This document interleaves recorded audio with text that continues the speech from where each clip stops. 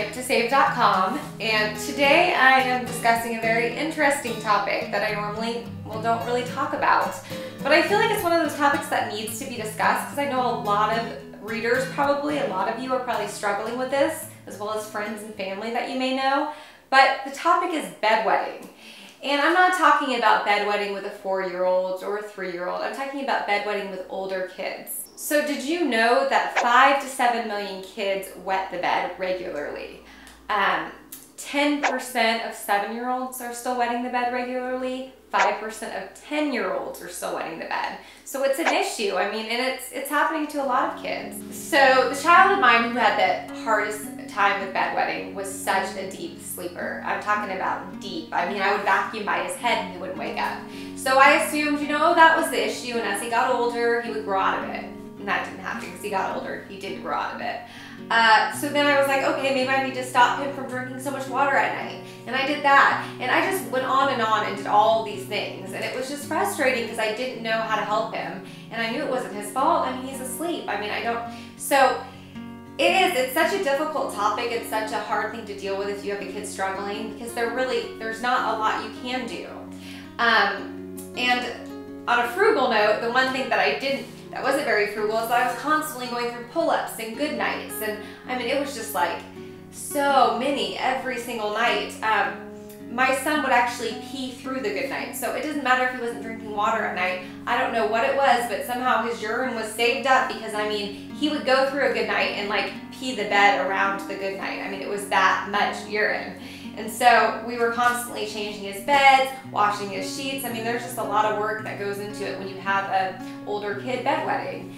And so that's kind of what made me passionate about doing this video today, because I know a lot of you out there are struggling with this, and I know it's not a topic that people talk about. I mean, you don't sit there with your neighbor and go, does your son wet the bed too? Can you give me tips on that? It just doesn't happen. So, and if you watched my previous videos, you know I talk about anything. I talk about cold sores and all that good stuff. So of course, I have to talk about bedwetting. Okay, so I wanted to tell you guys how I solved this problem, and I'm so excited.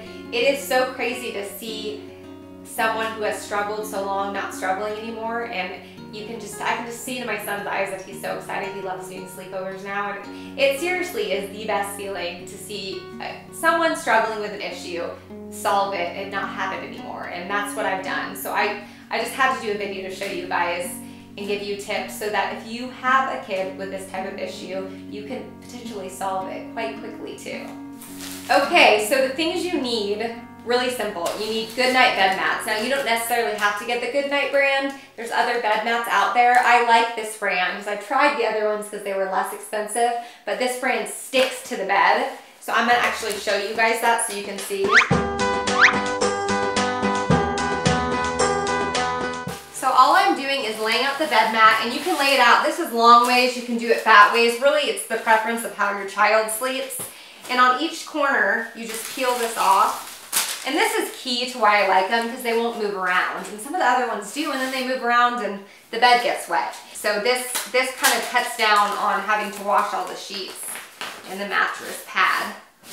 Next thing you want to do is you've got to set up the baby monitor. So you're going to have a baby monitor up here and then a baby monitor in your room. And then finally, you need a vibrating pee device.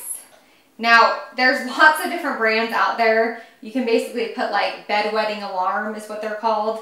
I'm just calling it vibrating pee device because that's basically what it does. This brand is really highly rated, and this is what I used with my son. It's Malem, and you can go on Amazon. All right, so basically now I'm going to show you guys how to use this device.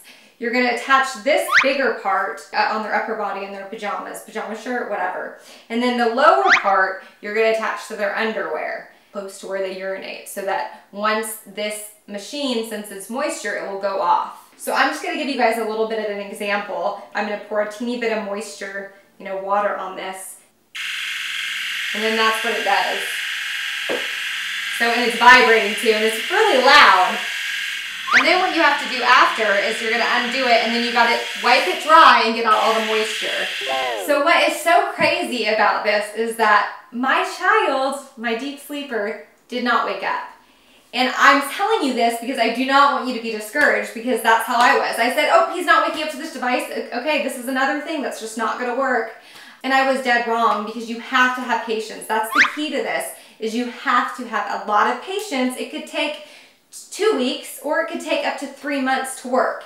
And so this is the deal. I'm gonna kind of explain to you the scenario of each night when you begin. So every night your kid goes to sleep on his bed mat. He puts on his machine. You will have the baby monitor. So that way, if you're like me and your kid does not wake up to the machine, well, you're gonna hear it on the baby monitor. It's gonna be like a very loud alarm. When it goes off, you need to instantly get out of your bed, get over to your child's bed, wake them up. And that was hard at first, because I know my son was half awake, but we made him go to the bathroom, and even if it was just a little teeny tiny just urine drop, at least he was going and just like getting that motion of going to the bathroom. And then we'd lay him back down, put him in new underwear. And that's the other key, is that a lot of parents still do pull-ups while doing this alarm. No, they need to sense that they're soaking wet. So the underwear is key, and that's why we do the bed mat. Put him back in bed with the alarm all dried off. Make sure it's very dry, because it's very sensitive to that moisture, and attach it again. Then it may go off again. When we began the first 3 days, I got up 3 times in the night. Midnight, 3 a.m., 5 a.m. And he didn't wake up in any of them. So please don't be discouraged. So this will go on for, 1 to 2 weeks maybe, until they start getting up on their own. At about the 2-week mark for my son, because he was a lot older, he finally started getting up on his own and sensing the moisture. So his alarm would still go off, but then he'd get up and go pee. Which was a huge success for us, because he hadn't ever gotten up before to ever pee. So to get up, even if he had peed a little, and go pee was amazing. Then from then on out, it started getting better and better. And then there'd be a few nights where he'd be completely dry at night, which was insane. And then finally, he was dry consistently for 2 weeks, where he never got up to, or if he did, he got up to pee on his own. The alarm never went off. And basically in the instruction manual for this, it says after 2 weeks, you can take it off of them. And then if they do have a relapse, then you put it back on and wait another 2 weeks. So basically the success story is that ever since the 2 weeks were up, my son has not had one accident. I would say it's so worth investing in one of these. It's definitely not frugal, but when you add up the cost that you're gonna pay for Pampers and pull-ups and GoodNites, whatever you use every single night, the cost of the laundry detergent you're gonna use from washing all the sheets, the time that it takes, it's a lot more than investing in one of these.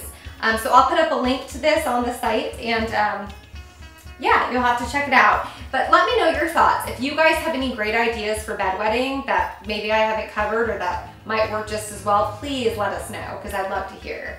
And anyway, I hope this video was kind of interesting. I know it's not my normal topic, but it's definitely something I'm passionate about, because to see how happy my son is now after having lived that, just dealt with that issue for years, it's really rewarding to see it. So anyway, I'll see you guys next time. Bye.